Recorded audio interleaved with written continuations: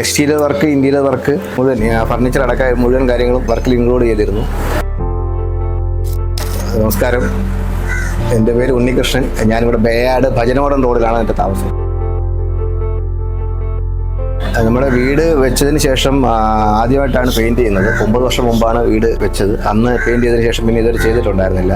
അപ്പോൾ കുട്ടികളൊക്കെ ഒന്ന് വലുതായതിനു ശേഷം, കുത്തിവരയ്ക്കുന്ന പ്രായമൊക്കെ കഴിഞ്ഞതിന് ശേഷം ഒന്ന് ചെയ്യാവുന്ന രീതിയിൽ വെയിറ്റ് ചെയ്യായിരുന്നു.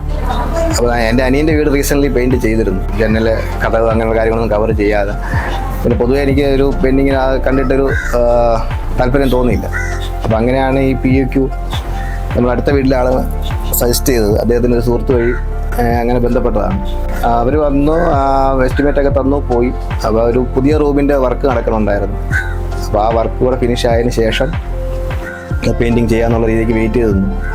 അപ്പോൾ അതിൻ്റെ വർക്ക് കഴിഞ്ഞപ്പോഴത്തേക്കും അത് അവരെ വിളിച്ച് നമ്മൾ വർക്ക് ഏൽപ്പിക്കുകയായിരുന്നു. എക്സ്റ്റീരിയർ വർക്ക്, ഇന്റീരിയർ വർക്ക് അതിന് മുഴുവൻ ഫർണിച്ചർ അടക്കം മുഴുവൻ കാര്യങ്ങളും വർക്കിൽ ഇൻക്ലൂഡ് ചെയ്തിരുന്നു.